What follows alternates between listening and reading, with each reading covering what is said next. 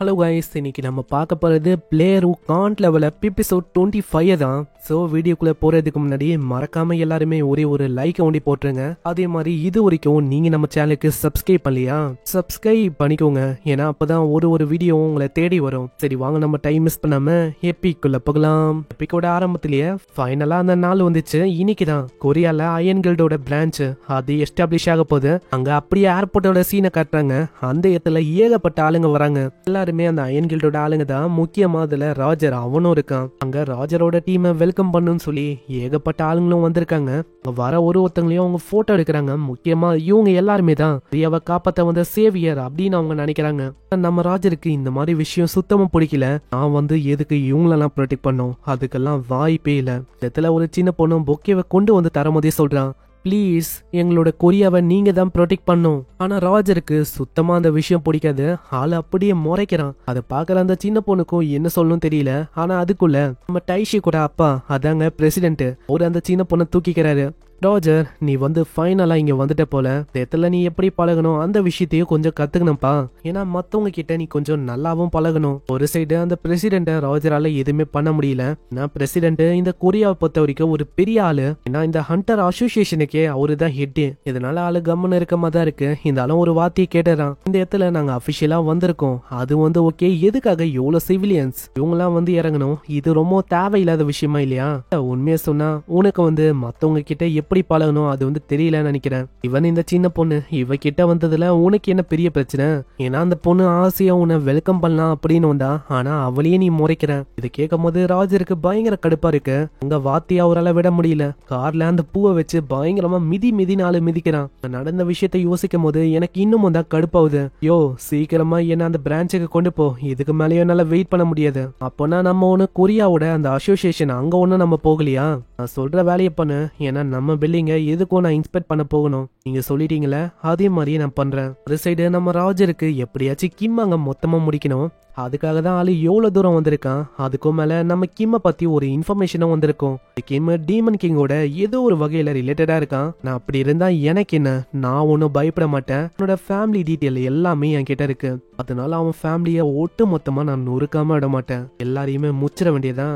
ஏன்னா ஃபர்ஸ்ட் டார்கெட்டே அவனோட ஃபேமிலி தான். நான் இப்பவும் யோசிக்கிறேன், அவனோட ஃபேமிலி எந்த பொண்ணு நிலைமையில இருக்கும் போது அந்த இடத்துல ஆளு எப்படி ரியாக்ட் பண்ணுவான் அந்த விஷயத்த நான் பார்க்கணும். நான் ரொம்ப ஆர்வமா இருக்கேன். இதுக்கப்புறம் ஃபைனலா அந்த பிரான்ச் கிட்ட வந்துடுறான். அங்க ஒரு அனௌன்ஸ்மெண்ட்டும் கேக்குது. இங்க இருக்கிற ஒரு கேட் இப்போ பிரேக் த்ரூ ஆக போகுது. அதனால மக்களே இங்க இருக்கிறது சேஃப் இல்ல, நீங்க வேற எங்கேயாச்சும் போறது நல்ல விஷயமா இருக்கும். ராஜருக்கு இன்னமும் புரியல. ஏன்னா அந்த இடமே ஒரு மாதிரி காலியா இருக்கு. அது போக இப்போ திடீர்னு கேட் பிரேக் த்ரூ ஆகுது. ஒரு சைடு ராஜர் அங்க வந்துட்டால இந்த இன்ஃபர்மேஷனை வேற ஒருத்தங்க கொடுக்கறான். சொன்ன மாதிரியே ராஜர் ஃபைனலா இங்க வந்துட்டான். அதே மாதிரி மக்களும் இப்போ எவாக்குவேட் ஆயிட்டாங்க. அதனால அந்த நகரத்தை சுத்தி ஒரு மிகப்பெரிய பேரியர் கிரியேட் ஆகுது. அவ்வளவுதான், இதுக்கு மேலேயும் யாருமே வெளியில போக முடியாது. அங்க கிமோ சொல்றான், அவ்வளவுதான், மேல விட்னஸால எதுவும் பண்ண முடியாது. இங்கே அவங்களோட கதையும் முடிய போகுது. அந்த இடத்துல கிம் அவனோட கேட்டை ஓபன் பண்றான். அங்க ஏகப்பட்ட பாடையும் நிக்குது. அந்த பாடையோட கடைசியா ஒரு லிச்சும் தலை இல்லாத ஒரு மாஸ்டரும் வந்து, கிரீட்டிங் மை கிரேட் மாஸ்டர், நாங்க இப்ப என்ன பண்ணோம், அந்த கட்டளையை ஒண்டி எங்களுக்கு இடுங்க. ஆல்ரெடி உங்ககிட்ட பிளான சொல்லியாச்சு, அதை ஒண்டி ஃபாலோ பண்ணு. அதே மாதிரி எங்க கையில ரெட் கலர்ல ஒரு பேண்ட் தான். இந்த மாதிரி யாரு இங்க போட்டு இருக்காங்களோ அவங்க எல்லாருமே ஃப்ரெண்ட்ஸ் தான். உங்களை நீங்க எதுவுமே பண்ணக்கூடாது. இது போக யார்கிட்ட இது இல்லையோ உங்களை நீங்க விடக்கூடாது. அவங்கள பார்த்த செகண்டே அவங்களோட கதையை முச்சணும். சோ இதுதான் உங்களோட ஆர்டர். இந்த விஷயம் உங்களுக்கு புரியுதுல? அதுங்களுக்கும் புரியுதுன்னு சொல்லுமா? இத பாக்குற மத்தவங்க எல்லாருமே ஷாக் ஆகுறாங்க. நாங்க இருக்கிற ஒரு மாஸ்டரும் நம்ம கிம் சொல்ல அதுங்களும் அங்க பந்து. அந்த ஸ்கெலிட்டன் மாஸ்டர்ஸை பார்க்கும் போதே தெரியுது, அதுங்க பல மடங்கு ரொம்ப ஸ்ட்ராங்கா தெரியுது. அது போக தலை இல்லாத மாஸ்டரும் ஒரு லிச்சியும் அவன் கண்ட்ரோல் பண்றான். அந்த இடத்துல ஒரு 2 பேரை காட்டுறாங்க. யாருன்னு தெரியுதா? அந்த சைல்டு கில்டு. அந்த கில்டோட லீடரும் அந்த கசின்காரன் அவனும் தான். என்ன ஆயிருக்குன்னா, நம்ம கிம்ம ஒரு மாசத்துக்கு முன்னாடி அவங்க மீட் பண்ணிருப்பாங்க. டைம்ல அவங்க கேட்டிருப்பாங்க, இந்த மாதிரி நாங்களும் அதுல ஜாயின் பண்ணலாமான்னு. ஏன்னா நம்ம ஹீரோ எப்போ அங்க மாஸ்க் போட்டு பாப்புலர் ஆனானோ அப்பயே அவங்களுக்கு தெரிஞ்சு போயிடுச்சு அது நம்ம கிம் தானே. அங்க கிம்மும் யோசிக்கிறான், என்னதான் நான் மாஸ்க போட்டாலும் எல்லாருமே என்ன கண்டுபிடிச்சிடுறீங்க. ஆனா ஏதோ ஒண்ணு, நீங்க 2 பேரும் எதுக்கு இங்க வந்திருக்கீங்கன்னா அலையன்ஸா ஃபார்ம் பண்ணும் அப்படின்னு தானே வந்திருக்கீங்க. ஆமா அதேதான். அன்னைக்கு அந்த மீடியால அந்த விஷயத்த பார்க்கும் போதே எங்களுக்கு தெரிஞ்சிச்சு, இதுக்கு மேல ஒரு பெரிய விஷயத்த நீங்க அச்சீவ் பண்ண போறீங்க. அதுக்காக உங்க கூட ஒரு அலையன்ஸா இருக்கலாம் அப்படின்னு யோசிச்சிருக்கோம். ஆனா உனக்கே தெரியும் இந்த மாதிரி நான் எந்த விதமான கில்டு கூடயும் அஃபிலியேட்டா இல்ல. அது ஒன்றும் பிரச்சனை இல்லை, இருந்தாலும் நான் உங்க கூட இருக்கணும் அப்படின்னு ஆசைப்படுறேன். இதை கேட்கிற நம்ம ஹீரோக்கு தோந்து இதுக்கப்புறம் ஒரு மிகப்பெரிய வாரம் வேற வரப்போகுது. அதனால அலையன்ஸ்ல உங்களால எனக்கு உதவி பண்ண முடியுமா?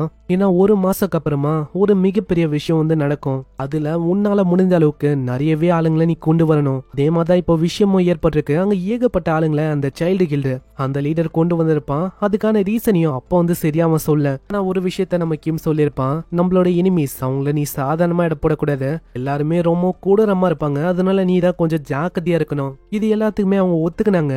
அதுக்கப்புறம் தான் அவங்க எல்லாருமே அங்க வந்திருப்பாங்களே. அங்க போகும்போதே அந்த லீடரும் யோசிக்கிறான், நான் அந்த டைம்ல பெரிய அளவுக்கு யோசிக்கல, ஆனா கிம்ம இப்படி பார்க்கும் போது எனக்கு ஒரு நம்பிக்கை வந்துச்சு. ஏன்னா கிம்மால கேட்டை கண்ட்ரோல் பண்ண முடியுது, அது போக உள்ள இருக்கிற ஒரு மாஸ்டரையும் கண்ட்ரோல் பண்ண முடியுது. இதுலயே எங்களுக்கு தெரிஞ்சிச்சு எங்க 2 பேராலையும் அந்த உச்சத்தை அடைய முடியும், அந்த உயரத்தை அசால்ட்டா அடையலாம். சைடு நம்ம லோவை காட்டுறாங்க. அங்க லோவும் சொல்லுது, மாஸ்டர் நான் வந்து வெயிட் பண்ணி டயர்ட் ஆயிட்டேன், இப்போ எங்களை களத்துல இறக்குவீங்க. இன்னொரு சைடு எலிசாவும் சொல்லுது, ஆமா மாஸ்டர் ஓ சொல்றது கரெக்ட் தான், நானும் வெயிட் பண்ணி டயர்ட் ஆயிட்டேன். அதேதான் அப்படின்னு ரெயின்னு ஒரு பெண்டன்ட் இருக்கு, அதுவும் அங்க சொல்லுது. போன எபிசோட்ல இந்த ரெயின் அதாங்க அந்த பெண்டன்ட், அதை அவன் ஒரு ஈகோ வச்சு ஃபேஸ் பண்ணிருப்பான், அதை அவங்க காட்டவே இல்லல. இப்பதான் அந்த சீனியை அவங்க காட்டுறாங்க. ஏன்னா ரெயினு கூட அங்க ஈகோவை அவன் சின்க்ரனைஸ் பண்ணிருப்பான்ல, அது ஒரு ப்ளூ ஸ்டார் ஈகோ தான். அங்க சின்க்ரனைஸ் பண்ணதுல அந்த லாக்கெட் வழியா ஒரு மிகப்பெரிய உல்ஃப் மாதிரி இருக்கிற ஒரு உருவமும் வெளியில வந்து நிக்குது. இது நம்ம கிம்மோட பெட்டு தான். அதே மாதிரி இதால அதோட ஃபார்மையும் சேஞ்ச் பண்ண முடியும். நான் ஏன் இப்படி சொல்றேன் அது வந்து உங்களுக்கு போக போக புரியும். லோ, எலிசா, ரெயின் இங்க வந்து சொன்னீங்கல்ல ரிவெஞ்ச கொடுக்கணும்னு, ரிவெஞ்ச கொடுக்க ரெடியா? ஏன்னா இது பதிலடிக்கான டைம். என்னால சொல்ல எங்கே இந்த எபிசோட முடியுது. ஸோ பார்க்கலாம் இதுக்கப்புறம் என்ன ஆகுதுன்னு. ஏன்னா உண்மையிலேயே வார் வந்து இப்போதான் ஸ்டார்ட் ஆயிருக்கு. ஒரு பக்கம் நம்ம ஹீரோவோட ஒரு ஒட்டுமொத்த படையே இருக்கு, இன்னொரு பக்கம் ராஜர் அந்த 6 பேரு. ஸோ பார்க்கலாம் என்ன ஆகுதுன்னு. ஏன்னா நடுவில் பிரச்சனை வர்றதுக்கு வாய்ப்பு இருக்கு. எல்லாமே நம்மளுக்கு நெக்ஸ்ட் எபிசோட்ல தான் தெரியும். ஸோ மறக்காம ஒரு லைக்கை ஒண்டி போட்டுருங்க. அதே மாதிரி இது வரைக்கும் நீங்க நம்ம சேனலுக்கு சப்ஸ்கிரைப் பண்ணலையா, சப்ஸ்கிரைப் பண்ணிக்கோங்க. ஏன்னா அப்பதான் ஒரு வீடியோவும் உங்களை தேடி வரும். நான் உங்களை அடுத்த எபிசோட்ல சந்திக்கிறேன். தேங்க்யூ ஃபார் வாட்சிங். சைனரா.